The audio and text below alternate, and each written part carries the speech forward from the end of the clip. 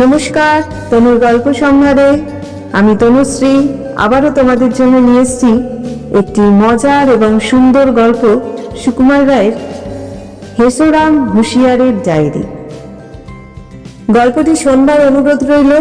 আর যদি ভালো লাগে লাইক করতে ভুলো না এবং তোমাদের প্রিয়জনেদের সাথে ও বন্ধু বান্ধবের সাথে অবশ্য করেই শেয়ার করো। নতুন নতুন গল্পের স্বাদ পেতে হলে যারা এখনো পর্যন্ত আমার চ্যানেলটাকে সাবস্ক্রাইব করোনি তারা অবশ্য করেই আমার চ্যানেলটাকে সাবস্ক্রাইব করে দিও এবং পাশে থাকা বেল আইকনটি ক্লিক করে দিও। যারা আমার ফেসবুক পেজ থেকে শুনবে, ডেসক্রিপশন বক্সে আমার ফেসবুক পেজের লিংক দেওয়া রইল। প্লিজ ফলো করো আমার পেজটাকে। তাহলে শুরু করছি আমার আজকের নিবেদন, সুকুমার রায়ের হেসোরাম হুঁশিয়ারের ডায়েরি।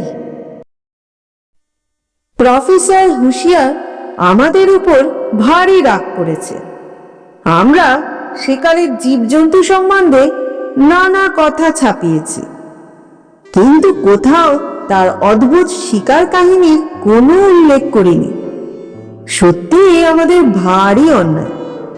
আমরা সেসব কাহিনী কিছুই জানতাম না, কিন্তু প্রফেসর হুঁশিয়ার তার শিকারের ডায়েরি থেকে কিছু কিছু উদ্ধার করে আমাদের পাঠিয়েছে। আমরা তারই কিছু কিছু ছাপিয়ে দিলাম। এসব কথা সত্যি কি মিথ্যা তা তোমরা বিচার করে নিও। 26 জুন 1922, কারাকোরাম বন্দাকুশ পাহাড়ে 10 মাইল উত্তর।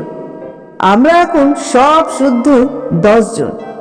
আমি, আমার ভাগ্নে চন্দ্রখাই, 2 জন শিকারী, অর্থাৎ ছক্কর সিং আর লক্কর সিং, আর 6 জন কুলি। আমার কুকুরটাও সঙ্গে সঙ্গেই চলেছে। নদীর ধারে তাঁবু খাটিয়ে জিনিসপত্র সব কুলিদের জিম্মায় দিয়ে আমি, চন্দ্রখাই আর শিকারী দুজনকে সঙ্গে করে বেরিয়ে পড়লাম। সঙ্গে বন্দুক, ম্যাপ আর একটা মস্ত বাক্স, তাতে আমাদের যন্ত্রপাতি আর খাবার জিনিস। 2 ঘন্টা পথ চলে আমরা এক জায়গায় এলাম। সেখানকার সবই কেমন অদ্ভুত রকম।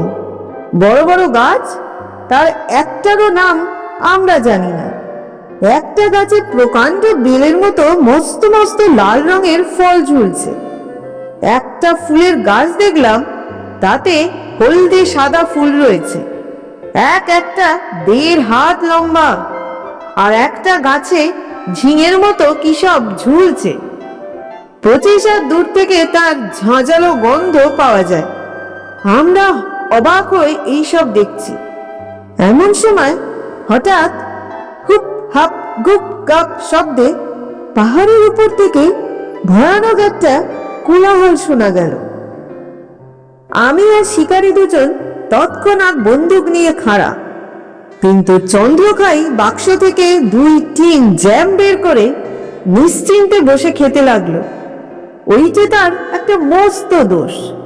খাওয়া পেলে আর তার বিপদ আপদ কিছুই জ্ঞান থাকে না।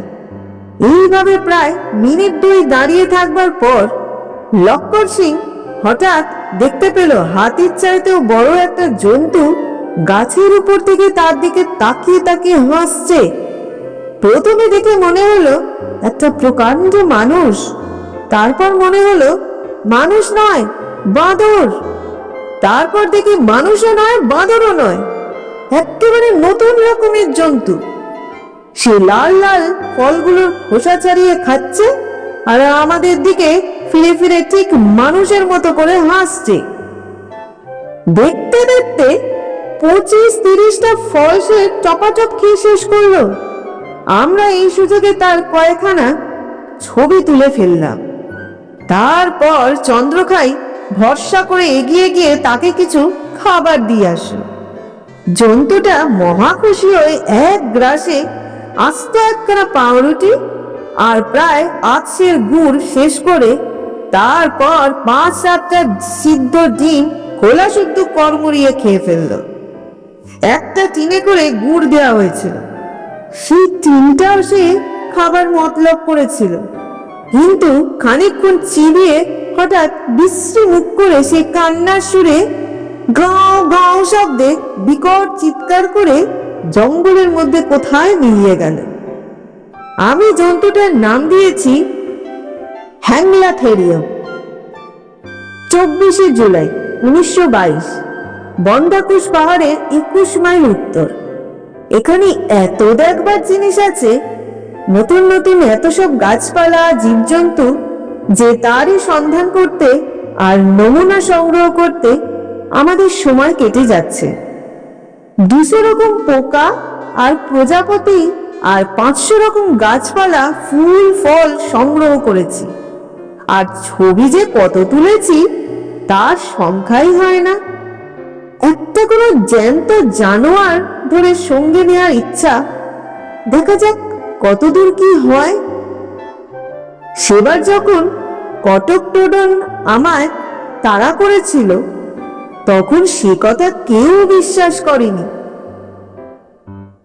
এবার তাই জলজান্ত প্রমাণ সংগ্রহ করে নিচ্ছি। আমরা যখন বন্দাকুশ পাহাড়ে উঠেছিলাম, তখন পাহাড়টা কত উঁচু তা মাপা হয়নি। সেদিন জরিপের যন্ত্র দিয়ে আমি আর চন্দ্রখাই পাহাড়টাকে মেপে দেখলাম। আমার হিসেব হলো 16,000 ফুট, কিন্তু চন্দ্রখাই হিসাব করলো 42,000। তাই আজ আবার সাবধানে দুজনে মিলে মেপে দেখলাম। এবার হলো মোটে 2,700 ফুট। বোধহয় আমাদের যন্ত্রেই কোনো দোষ হয়ে থাকবে। যা হোক, এটা নিশ্চয় যে এ পর্যন্ত ওই পাহাড়ের চূড়োয় আর কেউ ওঠেনি। এ এক সম্পূর্ণ অজানা দেশ, কোথাও জনমানুষের চিহ্ন মাত্র নেই। নিজেদের ম্যাপ নিজেরা তৈরি করে পথ চলতে হয়। আজ সকালে এক কাণ্ড হয়ে গেছে। লক্কর সিং একটা গাছে হলদে রঙের ফল ফলেছে দেখে তারই একটুখানি খেতে গিয়েছিল। এক কামড় খেতেই হঠাৎ হাত পা খিচিয়ে সে আর্তনাদ করে মাটিতে পড়ে ছটপট করতে লাগলো। তাই দেখে ছক্কর সিং ভাইয়া রে ভাইয়া বলে কেঁদে অস্থির। যাই হোক, মিনিট 10 ওই রকম হাত পা ছুঁড়ে লক্কর সিং একটু ঠান্ডা হয়ে উঠে বসলো। তখন আমাদের চোখে পড়ল যে একটা জন্তু কাছেই ঝোপের আড়াল থেকে অত্যন্ত বিরক্ত মতন মুখ করে আমাদের দিকে তাকিয়ে আছে। আর চেহারা দেখলে মনে হয় যে সংসারে তার কোনো সুখ নেই। এসব গোলমাল কান্নাকাটি কিছুই তার পছন্দ হচ্ছে না। আমি তার নাম দিয়েছি গোমরাথেরিয়াম। এমন খিটখিটে খুঁতখুঁতে গোমরা মেজাজের জন্তু আর আমরা দ্বিতীয় দেখিনি। আমরা বললাম, ব্যস্ত কেন, সে আসবে এখন, যাবে আবার কোথায়? কিন্তু তারপরেও 2-3 ঘন্টা গেল, অথচ লক্কর সিং এর দেখা পাওয়া গেল না। আমরা তাকে খুঁজতে বেরোবার পরামর্শ করছি, এমন সময় হঠাৎ একটা ঝোপের উপর দিয়ে একটা প্রকাণ্ড জানোয়ারের মাথা দেখা গেল। মাথাটা উঠছে নামছে আর মাতালের মতো টলছে। দেখেই আমরা সুরসুর করে তাঁবুর আড়ালে পালাতে যাচ্ছি। এমন সময় শুনলাম লক্কর সিং চেঁচিয়ে বলছে, পালিও না, পালিও না, ও কিছু বলবে না। তারপরের মুহূর্তেই দেখি লক্কর সিং বুক ফুলিয়ে সেই ঝোপের আড়াল থেকে বেরিয়ে এলো। তার পাগড়ির কাপড় দিয়ে সে ওই অত বড় জানোয়ারটাকে বেঁধে নিয়ে এসেছে। আমাদের প্রশ্নের উত্তরে লক্কর সিং বলল, সে সকালবেলায় পুজো নিয়ে নদী থেকে জল আনতে গিয়েছিল। ফিরবার সময় এই জন্তুটার সাথে তার দেখা। তাকে দেখেই জন্তুটা মাটিতে শুয়ে কো কো শব্দ করতে লাগলো। সে দেখলো জন্তুটার পায়ে কাঁটা ফুটেছে আর তাই দিয়ে দরদর করে রক্ত পড়ছে। লক্কর সিং খুব সাহস করে তার পায়ের কাঁটাটি তুলে বেশ করে মুছে নিজের রুমাল দিয়ে বেঁধে দিল। তারপর জানোয়ারটা তার সঙ্গে সঙ্গে আসতে দেখে সে তাকে পাগড়ি দিয়ে বেঁধে নিয়ে এসেছে। আমরা সবাই বললাম, তাহলে এটা ওই রকম বাঁধাই থাক, দেখি ওটাকে সঙ্গে করে দেশে নিয়ে যাওয়া যায় কিনা। জন্তুটার নাম রাখা গেল ল্যাংড়া থেরিয়াম। সকালে তো এই কাণ্ড হলো, বিকেলবেলা আর এক ফ্যাসাদ উপস্থিত। তখন আমরা সবে মাত্র তাঁবুতে ফিরেছি। হঠাৎ আমাদের তাঁবুর কাছে একটা বিকট চিৎকারের শব্দ শোনা গেল। অনেকগুলো চিল আর পেঁচা একসঙ্গে চেঁচালে যেরকম আওয়াজ হয়, কতকটা সেই রকম। ল্যাংড়া থেরিয়ামটা ঘাসের উপর শুয়ে শুয়ে একটা লম্বা লম্বা গাছের পাতা ছিঁড়ে খাচ্ছিল। চিৎকার শোনা মাত্র সে ঠিক শিয়াল যেমন করে ফিউ ডাকে, সেই রকম ধরনের একটা বিকট শব্দ করে বাঁধন ঠাদন ছিঁড়ে কতক লাফিয়ে কতক দৌড়িয়ে এক মুহূর্তের মধ্যে গভীর জঙ্গলের ভিতর মিলিয়ে গেল। আমরা ব্যাপারটা কিছুই বুঝতে না পেরে ভয় ভয় খুব সাবধানে এগিয়ে গিয়ে দেখি একটা প্রকাণ্ড জন্তু, সেটা কুমিরও না, সাপও না, মাছও নয়, অথচ তিনটারই কিছু আদল রয়েছে। সে এক হাত মস্ত হাঁ করে প্রাণপণে চেঁচাচ্ছে, আর একটা ছোট নিরীহ গোছের কি যেন জানোয়ার হাত পা এলিয়ে ঠিক তার মুখের সামনে আড়ষ্ট হয়ে বসে আছে। আমরা মনে করলাম এইবার বেচারাকে খাবে বুঝি, কিন্তু 5 মিনিট গেল, 10 মিনিট গেল, কেবল চিৎকারই চলতে লাগলো। খাবার কোনো চেষ্টা দেখা গেল না। লক্কর সিং বলল, আমি ওটাকে গুলি করি? আমি বললাম, কাজ নেই, গুলি যদি ঠিক মতো না লাগে তাহলে জন্তুটা খেপে গিয়ে কি জানি করে বসবে, তাকে জানে। এই বলতে বলতেই ধীরে জন্তুটা চিৎকার থামিয়ে সাপের মতো এঁকে বেঁকে নদীর দিকে চলে গেল। চন্দ্রকাই বলল, এই জন্তুটার নাম দেয়া যাক চিল্লানোসরাস। ছক্কর সিং বলল, ও বাচ্চা কো নাম দেও বেচারা থেরিয়াম। 7ই সেপ্টেম্বর কাকরামতি নদীর ধারে নদীর বাঁক ধরে হাঁটতে হাঁটতে আমরা পাহাড়ের একেবারে শেষ কিনারায় এসে পড়েছি। আর কোনো দিকে এগোবার জো নাই। দেয়ালের মতো খাড়া পাহাড় সোজা 200-300 হাত নিচে সমতল জমি পর্যন্ত নেমে গিয়েছে। যেদিকে তাকাই সেই দিকেই এরকম। নিচের যে সমতল জমি সে একেবারে মরুভূমির মতো, কোথাও গাছপালা জনপ্রাণীর চিহ্ন মাত্র নেই। আমরা একেবারে পাহাড়ের কিনারায় ঝুঁকে পড়ে এই সব দেখছি। এমন সময় আমাদের ঠিক হাত 50 নিচেই কি যেন ধরপড় করে উঠল। দেখলাম বেশ একটা মাঝারি গোছের তিমি মাছের মতো মস্ত কি একটা জন্তু পাহাড়ের গায়ে আঁকড়ে ধরে বাদুড়ের মতো মাথা নিচু করে ঘুমোচ্ছে। তখন এদিক ওদিক তাকিয়ে এইরকম আরো 5-7টা জন্তু দেখতে পেলাম। কোনোটা ঘাড় গুজে ঘুমাচ্ছে, কোনোটা লম্বা গলা ঝুলিয়ে দোল খাচ্ছে, আর অনেক দূরে একটা পাহাড়ের ফাটলের মধ্যে ঠোঁট ঢুকিয়ে কি যেন খুঁটিয়ে খুঁটিয়ে বের করে খাচ্ছে। এই রকম দেখছি, এমন সময় হঠাৎ কট কটাং কট শব্দ করে সেই প্রথম জন্তুটা হুট করে ডানা মেলে একেবারে সোজা আমাদের দিকে উড়ে আসতে লাগলো। ভয়ে আমাদের হাত পা গুলো গুটিয়ে আসতে লাগলো। এমন বিপদের সময় যে পালানো দরকার তা পর্যন্ত আমরা ভুলে গেলাম।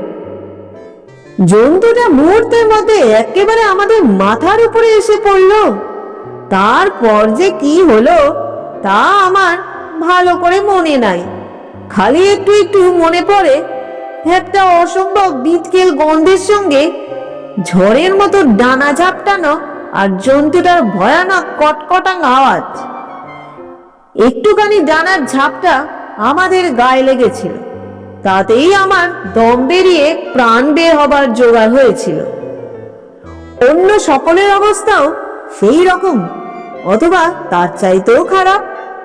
যখন আমার হুঁশ হলো তখন দেখি সকলেরই গায়ে বেয়ে রক্ত পড়ছে। ছক্কর সিং এর একটা চোখ ফুলে প্রায় বন্ধ হবার জোগাড় হয়েছে। লক্কর সিং এর বাঁ হাতটা এমন মচকে গিয়েছে যে সে যন্ত্রণায় আর্তনাদ করছে। আমারও সমস্ত বুকে পিঠে বেদনা ধরে গিয়েছে।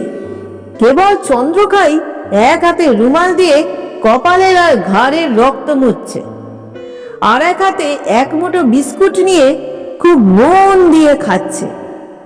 আমরা তখনই আর বেশি আলোচনা না করে জিনিসপত্র গুটিয়ে বন্দাকুশ পাহাড়ের দিকে ফিরে চললাম। প্রফেসর হুঁশিয়ারের ডায়েরি এখানেই শেষ, কিন্তু আমরা আরো খবর জানবার জন্য তাকে চিঠি লিখেছিলাম। তার উত্তরে তিনি তার ভাগ্নেকে পাঠিয়ে দিয়ে লিখলেন, এর কাছেই সব খবর পাবে। চন্দ্রকায়ের সঙ্গে আমাদের যে কথাবার্তা হয় খুব সংক্ষেপে তা হচ্ছে এই, আপনারা যে সমস্ত নমুনা সংগ্রহ করেছিলেন সেসব কোথায় গেলে দেখতে পাওয়া যায়? সে সব হারিয়ে গেছে। বলেন কি, হারিয়ে গেল? এমন সব জিনিস হারিয়ে ফেললেন? হ্যাঁ, প্রাণটুকু যে হারায়নি তাই যথেষ্ট। সেই দেশের ঝড় তো আপনারা দেখেননি, তার এক একটা ঝাপটায় আমাদের যন্ত্রপাতি, বড় বড় তাঁবু আর নমুনার বাক্স সব কাগজের মতো হুশ করে উড়িয়ে নেয়। আমাকেই তো 5-7 বার উড়িয়ে নিয়েছিল। একবার তো ভাবলাম মরেই গেছি। কুকুরটাকে যে কোথায় উড়িয়ে নিল সে তো আর খুঁজেই পেলাম না। সে যা বিপদ! কাঁটা, কম্পাস, প্ল্যান ম্যাপ, খাতাপত্র কিছুই আর বাকি রাখেনি। কি করে যে ফিরলাম তা শুনলে আপনারা ওই চুলদারি সব সজারুর কাঁটার মতো খাড়া হয়ে উঠবে। আধ পেটা খেয়ে, কোনোদিন না খেয়ে আন্দাজে পথ চলে 2 সপ্তাহের রাস্তা পার হতে আমাদের পুরো 3 মাস লেগেছিল। তাহলে আপনাদের প্রমাণ যা কিছু ছিল সব নষ্ট হয়েছে? এই তো আমি রয়েছি, মামা রয়েছেন, আবার কি প্রমাণ চাই? আর এই আপনাদের জন্য কতগুলো ছবি এঁকে এনেছি, এতেও অনেকটা প্রমাণ হবে। আমাদের ছাপাখানার একটা ছোকরা ঠাট্টা করে বলল, হ্যাঁ, আপনি কোন থেরিয়া? আরেকজন বলল, উনি হচ্ছেন গপ্প থেরিয়া, বসে বসে গপ্প মারছেন। শুনে চন্দ্রকাই ভীষণ রেগে আমাদের টেবিল থেকে এক মুঠো চিনেবাদাম আর গোটা আস্তে পান উঠিয়ে নিয়ে গজ গজ করতে করতে বেরিয়ে গেল। ব্যাপার তো এই। এখন তোমরা যদি কেউ আরো জানতে চাও তাহলে আমাদের ঠিকানায় প্রফেসর হুঁশিয়ারকে চিঠি লিখলে আমরা তার জবাব আনিয়ে দিতে পারি।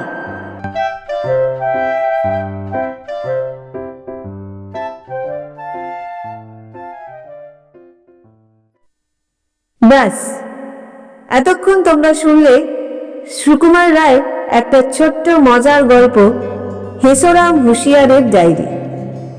গল্পটা শুনতে তোমাদের কেমন লাগলো অবশ্য করে কমেন্ট করে জানিও। তোমাদের কমেন্টের অপেক্ষায় থাকবো। কিন্তু আজকের মতো বিদায় নিচ্ছি। খুব শিগগিরই ফিরবো অন্য আরেকটা গল্প নিয়ে। সবাই ভালো থেকো, সুস্থ থেকো এবং সুরক্ষিত থেকো।